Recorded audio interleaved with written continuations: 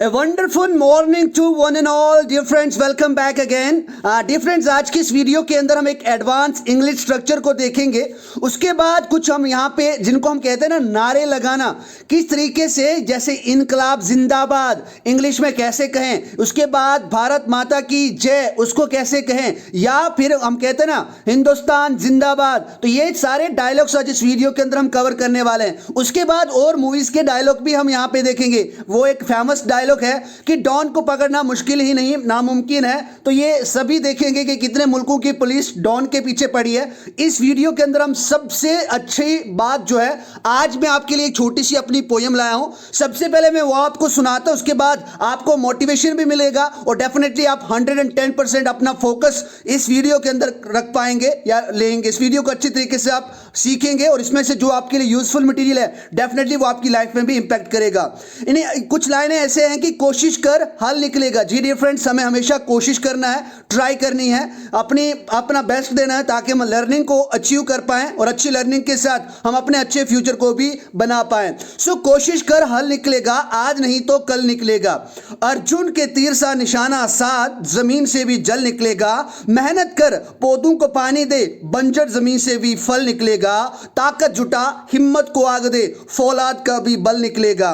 जिंदा रख दिल में उम्मीदों को, जी हाँ जिंदा रख दिल में उम्मीदों को, समुंदर से भी गंगा जल निकलेगा। कोशिश जारी रख कुछ कर गुजरने की, जी हाँ कोशिश जारी रख कुछ कर गुजरने की, जो है आज थमा थमा सा वो चल निकलेगा। So dear friends, without delay let's get started on today's video. और सबसे पहले हम एक एडवांस इंग्लिश स्ट्रक्चर को देखते हैं। अब देखो यहाँ पे आज हमारी इस क्लास का, इस लेक्चर का जो एडवांस इंग्लिश स्ट्रक्चर है वो है गेट इनग्रोस्ड इन।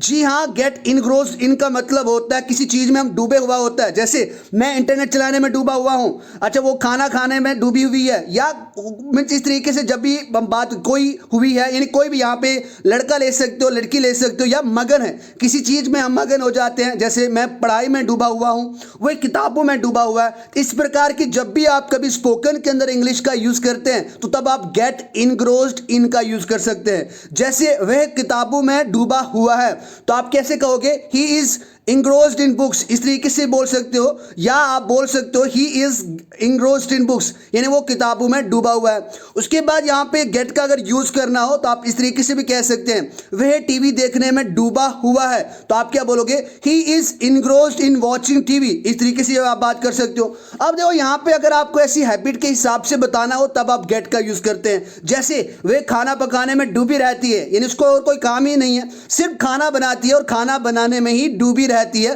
तो तब आप यहां पे गेट का यूज कर सकते हो। और आप सभी को पता है थर्ड पर्सन सिंगुलर के साथ हम SRES का यूज करते हैं वर्ब की फर्स्ट फॉर्म के बाद। तो आप यहां पे क्या बोलोगे, she gets engrossed in cooking. आप ऐसे कहोगे, she gets engrossed in cooking, वे खाना पकाने में डूबी रहती है। अच्छा, हम पढ़ने में डूबे थे, हम पढ़ाई कर रहे थे, अच्छे विद्यार्थी हैं आप सभी, मॉर्निंग 5 बजे उठकर अच्छी लर्निंग सीखते हैं, अच्छी लर्निंग करते हैं, तो आप ये भी कह सकते हो कि सर हम कल पढ़ाई में डूबे थे या पढ़ने में डूबे थे। तो आप क्या बोलोगे, we got engrossed in studying। अब गॉट क्यों आया, क्योंकि पीछे पास्ट की बात हो रही थी, पास्ट के लिए हम action second form, verb second form, got का यूज किया।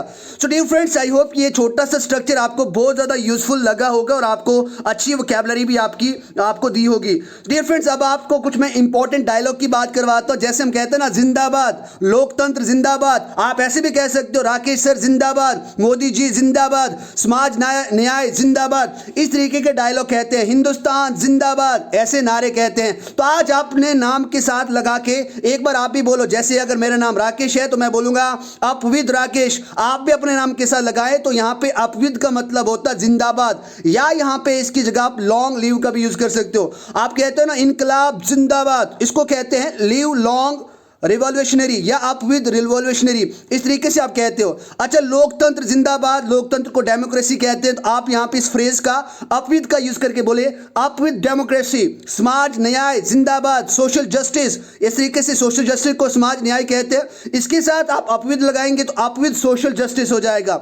उसके बाद मोदी जी जिंदाबाद, आप कहोगे अप विद मोदी जी। तो आप डियर फ्रेंड्स, अगर आप ऐसा भी कहना चाहो कि राकेश सर जिंदाबाद, तो राकेश सर बुरा नहीं मानेंगे, आप कह सकते हो, दिल खोल के कह सकते हो up with Rakesh sir, up with Rakesh sir, up with Rakesh sir. So thank you very much. तो इस तरीके से आप इन डायलॉग्स को, इन नारों को बता सकते हो।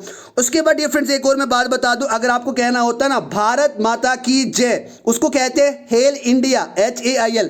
हेल इंडिया का मतलब होता है भारत माता की जय।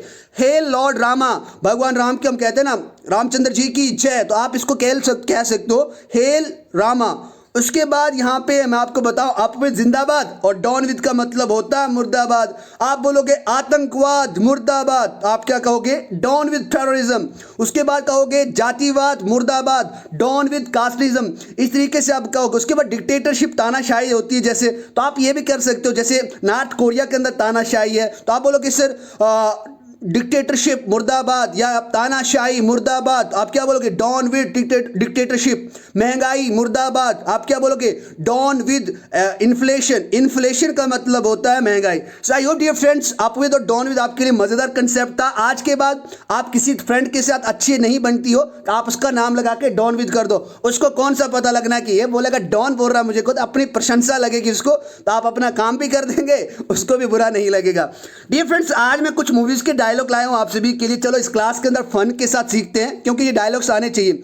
हम कहते हैं ना हम भी वे हैं जो कभी किसी के पीछे खड़े नहीं होते, जहां खड़े हो जाते हैं लाइन वहीं से शुरू हो जाती है। इस तरीके से थोड़ी फीलिंग के साथ भी आप बोल सकते हो, हम भी वो हैं जो कभी किसी के पीछे खड़े नहीं होते, जहां खड़े हो जाते हैं लाइन वहीं से शुरू हो जाती है। तो आप इंग्लिश में इसको ऐसे कहोगे, I am also the one who never stand behind anyone, the queue begins from where I stand. यानी मैं जहां खड़ा होता हूं लाइन वहीं से शुरू हो जाती है। तो आप इस डायलॉग को अपने डेली लाइफ के अंदर यूज कर सकते हैं, अपने फ्रेंड्स के साथ अच्छे तरीके से डायलॉग बाजी कर सकते हैं। उसके बाद मेरा सबसे फेवरेट डायलॉग इस वीडियो का वो है, डॉन का इंतजार तो 11 मुल्कों की पुलिस कर रही है, लेकिन सोनिया एक बात समझ लो, डॉन को पकड़ना मुश्किल ही नहीं नामुमकिन है। तो अगर आपको इसको इंग्लिश में कहना हो तो कैसे कहोगे?